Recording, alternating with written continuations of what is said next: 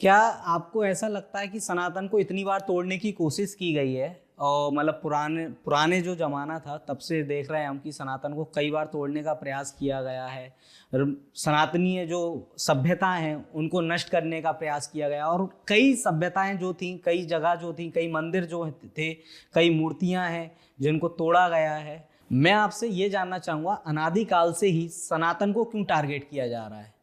देखिए, आपने विषय बहुत बड़ा रखा है। इतना मैं सामर्थ्यवान नहीं हूँ, जी। लेकिन मैं जो अपनी अंतरात्मा से जो मैंने महसूस किया, जिसको मैं जानता हूँ,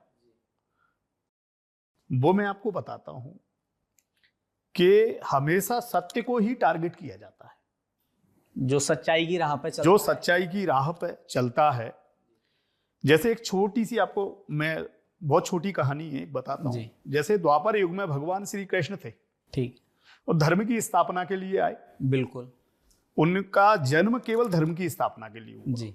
उसी समय, उन्हीं के समय में एक वासुदेव पौंड्रक हुए, जो अपने आप को भगवान कृष्ण मांगते थे। अच्छा। मोर पंख भी लगाते थे, जी। चक्र धारण भी करते थे। जी।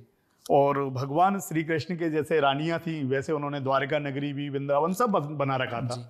लेकिन वो अधर्म का कार्य करते थे, जी। और भगवान सत्य का काम करते थे। तो वो लोगों में डर पैदा करके, उनको मार पीट करके वो कहते थे कि मुझे भगवान मानो, मैं ही वासुदेव पौंड्रक कृष्ण हूं। जी। तो हमेशा से सनातन को टारगेट किया गया है, क्योंकि सनातन ने हमेशा डिफेंस की लड़ाई लड़ी है। जी। हमने कभी किसी को भी जबरदस्ती हिंसात्मक परेशान नहीं किया है, लेकिन अगर हम पे हिंसा हुई है तो हमने बराबर से जवाब दिया है। जवाब दिया है, लड़ाई लड़ी है। ऐसे ही कई ऐसे इस्लामिक संगठन आए, औरंगजेब आया, बाबर आया, कई लोग आए जिन्होंने सनातन को मिटाने की कोशिश पूरी कोशिश की गई। उसमें मैंने देखा है कि जो राष्ट्र मतलब हमारी जो सनातन की सभ्यता थी, मूर्तियां थी, उनको तोड़ा गया है। आप देखिए कि बाबा सोमनाथ, जी। जो हमारा हृदय स्थल है, जी। बाबा काशी विश्वनाथ और सोमनाथ, बिल्कुल। जे आता ताई अक्रांता, इतनी बार इन्होंने हमारी सभ्यता को नष्ट किया। जी। लेकिन क्या सनातन को कोई नष्ट कर सकता है? क्या भगवान शिव को कोई नष्ट कर सकता है, जिसके रक्षक स्वयं महादेव हो? जी। सच को, सांच को आंच कहां? तो मैं मानता हूं कि सनातन को कई लोगों ने टारगेट किया, लेकिन सनातन अनादिकाल से आज भी खड़ा हुआ है, और सत्य में ही सनातन है, और कुछ है ही नहीं, सब कुछ सनातन है। क्या आपको कभी ये नहीं लगता है कि राजनीति के लिए है ना, सनातन को भी है ना आपस में बांटने का कार्य किया जा रहा है? देखिए, ये हमारा दुर्भाग्य है और हमारे देश का दुर्भाग्य कि पृथ्वीराज चौहान को जब मारा गया, तो अगर जयचंद नहीं होता तो पृथ्वीराज चौहान को कोई मार नहीं सकता था। मानसिंह अगर बचते नहीं महाराणा प्रताप से, तो शायद महाराणा प्रताप मरते नहीं। शिवाजी महाराज अगर उनका परिवार ही उनके साथ खड़ा होता, शायद वो बढ़ते नहीं। तो इसी प्रकार से जातिवाद का जो जहर है, वो कहीं ना कहीं सनातन के लिए सबसे बड़ा कुठाराघात कर रहा है, क्योंकि हम हिंदू हैं। बिल्कुल। हम सनातनी हैं, और जो राजनेता हैं जो चाहते हैं कि अगर हम सब लोग एक हो जाएंगे तो शायद पूरा विश्व हमारी मुट्ठी में होगा। इसीलिए लगातार ऐसे संगठन, ऐसे राजनेता जाति के आधार पर सनातन को बांट रहे हैं। तो कहीं ना कहीं इसमें विदेशी शक्तियां भी है ना, मतलब इंक्लूड है। हम ये बोल सकते हैं कि जब है ना, अगर राष्ट्र मतलब जो ये नहीं चाहते हैं कि भारत है ना राष्ट्रीय मतलब बड़े। देखिए, भारत तो अनादिकाल से एक आदि शक्ति है। जी। इन विधर्मियों की, आताताइयों की या विदेशी शक्तियों की कोई औकात नहीं है कि हमें बांट सके। जी।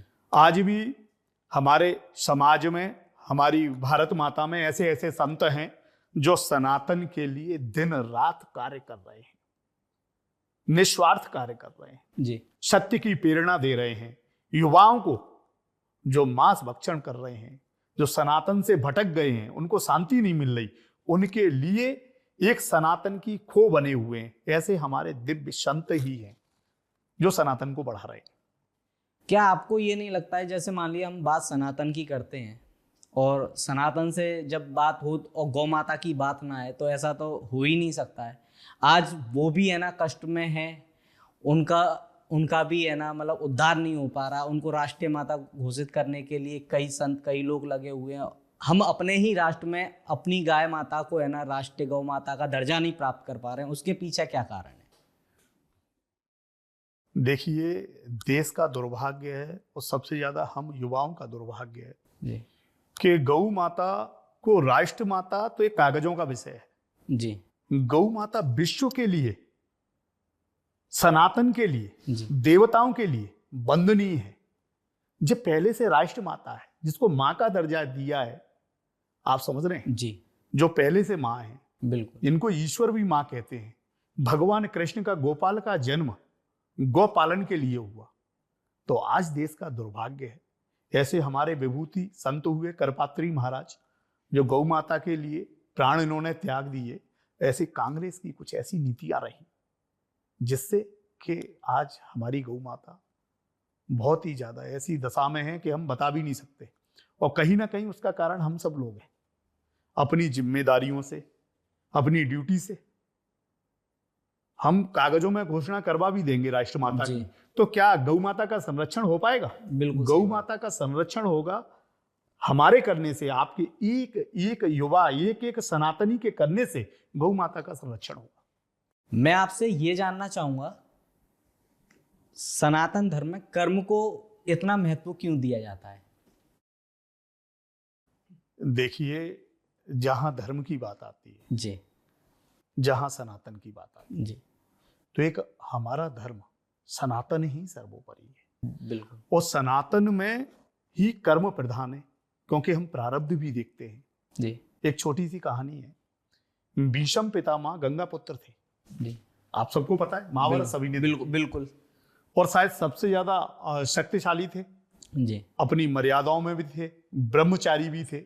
बिल्कुल। लेकिन उनको क्यों बाणों की सैया पर लेटना पड़ा? जी जबकि माधव उनके सामने थे। क्योंकि उनके कर्म, उनका प्रारब्ध लोग गंगा माँ में अपने पाप धोने जाते हैं, उनके पुत्र थे वो। आप देखिए क्यों? क्योंकि उनका प्रारब्ध। उन्होंने कई जन्म पहले एक सर्प को बाण से उठा के जी और फेंक दिया अनजाने में। देखिए वो कहाँ गिरता है? कांटों के बबूल के जो वृक्ष होता है उसमें गिर जाता है, विदीर्ण हो जाता है कांटों से, और कई दिनों में वो तड़प तड़प के उसकी मृत्यु होती है।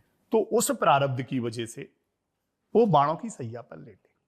तो हमारा धर्म, हमारा सनातन सत्य पे आधारित है। इसीलिए हम लोगों के लिए, आप लोगों के लिए, हर व्यक्ति के लिए उसका कर्मा, उसकी पास्ट लाइफ, जिससे कि हम अपने नियम में रहें, हम ऐसे कोई काम नहीं करें किसी भी जन्म में जी, जिससे कोई हिंसा हो, कोई जीव परेशान हो, किसी व्यक्ति को तकलीफ हो। यही सनातन है। इसीलिए सनातन में सबसे पहले कर्म को रखा गया है, कर्म को प्रधानता दी गई, कर्म को प्रधानता दी गई है। और मैं मानता हूं कि बहुत सही भी है। इसके लिए भगवान रामचरितमानस में लिखा हुआ है, काऊ ना को दुख सुख करदाता, निज कृत कर्म भोग शब्राता। कोई किसी के सुख दुख का कारण नहीं है जी, व्यक्ति स्वयं के कर्मों को ही भोग रहा है। आपसे मैं ये जानना चाहूंगा, राष्ट्रीय सनातन के लिए आप कार्य कर रहे हैं, तो इसमें बाधाएं तो बहुत आ रही हैं, और आप उन सारी बाधाओं से अपने आप को और अपने परिवार को किस तरीके से बचा रहे हैं? क्या आपको कभी डर नहीं लगता है कि आप धर्म की जिस राह में चल रहे हैं उसमें खतरे बहुत हैं? और मुझे जहाँ तक जानकारी है, आपको धमकियां भी है ना मिल रही हैं, सारी चीजें। देखिए, मैं आपको बहुत अच्छी बात बताऊं कि जैसे मैंने आपसे कहा कि मैं संतों के सानिध्य में रहता हूं, गुरुओं का आशीर्वाद प्राप्त है, तो एक शास्त्र का निचोड़ है, धर्मो रक्षते रक्षत। आप धर्म के लिए कार्य करिए, धर्म आपकी रक्षा करेगा। 6 चीज भगवान ने अपने पास रखी है जी, जन्म, मृत्यु, यश अपयश, हानि और लाभ, जो विधाता ने अपने पास रखा है। इसको कोई नहीं छेड़ सकता जी। आपको जितनी सांचें दी हैं वो फिक्स है। धमकियां आएंगी, या ऐसे विधर्मी कट्टरपंथी लोग हैं जी जो सनातन का कार्य करते हैं, क्योंकि स्वाभाविक सी बात है उनको बहुत ज्यादा तकलीफ है। जैसे राष्ट्रीय सनातन सेना लव जिहाद के ऊपर बहुत कार्य कर रही है भारतवर्ष में, जो अभी बहुत चर्चा का विषय है, और मतलब कहीं ना कहीं हो भी रहा है। हिंदू जो बेटियां हैं, वो एक बहुत गंभीर विषय है, उसके लिए तो अलग से बात करेंगे हम। समझ रहा हूँ। मतलब वो इतना बड़ा विषय है देश के लिए, मातृशक्ति के लिए, जी कि ऐसे ऐसे लोगों को पकड़ा है जिसके लिए राष्ट्रीय सनातन सेना ने ही पहल की। जैसे उत्तर प्रदेश में योगी आदित्यनाथ जी जो मुख्यमंत्री हैं, हाँ। वहां लगभग 200-500 गाड़ियों का काफिला ले जाकर झांगुर के लिए हमने धरना दिया, उसकी गिरफ्तारी हुई जी, एनआईए ने जांच करी जी। 500 करोड़ की फंडिंग लव जिहाद के नाम पर लेके आता है। आप देखिए ना, समझ देश को कैसे तोड़ा जा रहा है, हमारी छोटी छोटी बच्चियों को तोड़ा जा रहा है। शुरू से मतलब बच्चों के दिमाग में और चीजों में जहर उन घोला जा रहा परिवारों है। पर क्या असर पड़ेगा कि छोटी सी बच्ची को पढ़ाया लिखाया, वो लव जिहाद में फंसकर उसने अपने प्राण त्याग दिए। सबसे एक देश का सबसे गंभीर विषय है लव जिहाद। इसीलिए राष्ट्रीय सनातन सेना, चाहे मध्य प्रदेश में सारिक मछली हो, चाहे उत्तर प्रदेश में जांगुर हो, हम किसी से डरते नहीं हैं। हमारी एक एक बहन के साथ जी किसी भी लव जिहादी ने कोई भी गलती की तो राष्ट्रीय सनातन सेना उसको छोड़ने वाली नहीं। मैं आपसे ये जानना चाहूंगा कि एक और हमारे जो आराध्य हैं श्री राम, उनको हम पूज रहे हैं, और कुछ ही दिन पहले दशहरे के मौके पर जहां हम रावण को जलाते हैं, इस विषय पे भी मैं आपसे बात करूंगा, रावण को जलाने वाले विषय पे। वहाँ हमारे श्री राम का पुतला जो है वो दहन किया जाता है। और सबसे बड़ा जो दुर्भाग्य है वो ये कि हमारे हिंदू जो पार्टियां हैं, मैं एक तरीके से बोलूं, वो सोई हुई हैं, या अगर इस विषय पर कोई एक पार्टी अलग से खड़ी होती है तो फिर ये बोला जाता है कि कट्टरपंथी फैला रहे हैं। तो इसके पीछे क्या कारण है? देखिए, ये देश का बहुत गंभीर विषय है और इस विषय को सबसे ज्यादा युवाओं को समझने की जरूरत है कि राम राज्य में 500 वर्ष तक जी हमारे पूर्वजों ने, कार सेवकों ने, आपने देखा कितना कार सेवकों पे गोलियां चली, उनको मारा गया। हमारे पूर्वजों ने, जो हमारे वंशज हैं, जो राम और कृष्ण का देश है, उसके लिए 500 वर्ष तक इंतजार किया। उसके बाद भी कुछ पार्टियों ने बोला कि भगवा आतंकवाद है। अगर हम आतंकवादी होते या भगवा आतंकवाद होता तो क्या भगवान राम के मंदिर का 500 वर्ष इंतजार करते? क्या कृष्ण जन्मभूमि का इंतजार करते? न्यायपालिका से सारी चीजें चल रही हैं, सारा जो साक्ष्य मिले हैं उसके बिहाफ पर राम मंदिर का निर्माण किया गया। देखिए ना कि हम लोग, मतलब हमारा देश सनातन का देश जी, जिसने सबको शरण दी, बिल्कुल, इस्लाम को भी शरण दी जी, पारसियों को भी शरण दी, बौद्धों को भी शरण दी। आप पढ़िए ना, 3000 साल पहले ऐसा कौन सा पंथ था जिसका कहीं पे कोई उल्लेख मिलता है? आप बताइए।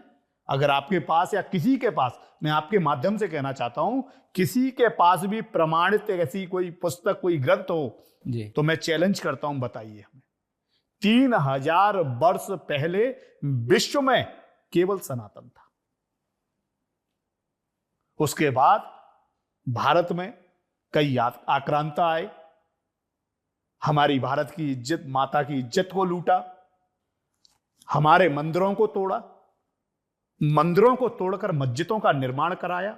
उसके बाद भी हम 500 वर्ष तक इंतजार करके न्यायपालिका के न्याय से राम मंदिर की स्थापना हुई। क्यों? क्योंकि सांच को आंच नहीं, सनातन को कोई भी शक्ति, मैं चैलेंज करता हूं, किसी की औकात नहीं है जो सनातन को मिटा सके। और ये देश का दुर्भाग्य है कि जहां भगवान राम की स्थापना हो गई है, वो तमिलनाडु में राम का पुतला जलाया जा रहा है, हमारे आराध्य का। हिंदू सो गया है, हिंदू को कोई नहीं जगा सकता। अगर इसी तरीके से ये सारी चीजें चलती रहेंगी तो कहीं ना कहीं हम पीछे चले जाएंगे। देखिए, जब राम मंदिर की स्थापना हुई तो कुछ पार्टियां लगातार विरोध कर रही थी। हम उनके उद्घाटन में नहीं जाएंगे, उनके यहाँ नहीं जाएंगे, वो गलत तरीके से हो रहा है, फलाना हो रहा है, ढिकाना हो रहा है। तो जो वो ही जयचंद हैं जो नहीं चाहते कि सनातन की स्थापना हो, हिंदू राष्ट्र की स्थापना हो। मैं आपसे ये जानना चाहूंगा कि सनातन की बात करना जो है, हिंदुत्व की बात करना जो है, अपने विषयों को अपने हक के लिए लड़ने की जो बात है, वो कट्टरता है। देखिए, देश में कुछ पार्टियां ऐसी हैं जो देश में अंतर कलह चाहती हैं। फूट डालो शासन करो जो अंग्रेजों के टाइम का चल रहा था, वो आज हमारे हिंदुस्तान में ही कुछ ऐसी पार्टियां हैं जो हमारे बीच में आपस का जो भाईचारा है उसको है ना मिटाने का प्रयास कर रही है। हमने किसको मिटाया? सनातन ने किसको मिटाया? जी। हिंदुओं ने किसको मिटाया? ये कोई भी कैसा भी कोई भी विशेषज्ञ आप लाइए, बताइए हमें। हमारी यात्राओं पर पथराव, भगवान राम के पुतले जलाए रहे इसी देश में, फिर भी कह रहे हैं कि भाई हम आतंकवादी हैं। आप कट्टरता की बात कर रहे हो। लव जिहाद में कौन फंस रहा है? हमारी बहन बेटियां। देखिए ना, हमारी बहन बेटी जी। पहलगाम में किसको मारा? धर्म पूछकर, कलमा पढ़वाकर। वो कौन थे? वो हिंदू थे, हम थे। वो जिन कश्मीरी पंडितों को भगाया उनके पड़ोसी थे, उनके साथ सिमैया खाते थे, उन्हीं को काट काट कर, मार मार कर भगाया गया। क्या ये भाईचारा है?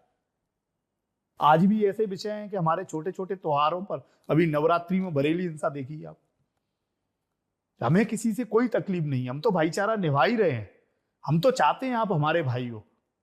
क्या ऐसा भाईचारा निभाएंगे? भारत माता को डायन बोलेंगे?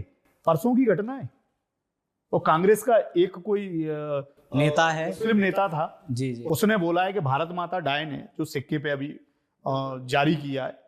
तो जो मातृभूमि से, जो भारत माता से नफरत करता है, जो राष्ट्रगान से नफरत करता है, जो गौ माता को खाता है, जिसको हम पूजते हैं, उसको काट कर खा रहा है, जो हमारी मातृशक्ति को, हमारी बहनों को नोच रहा है, हम उससे भाईचारा निभाएंगे?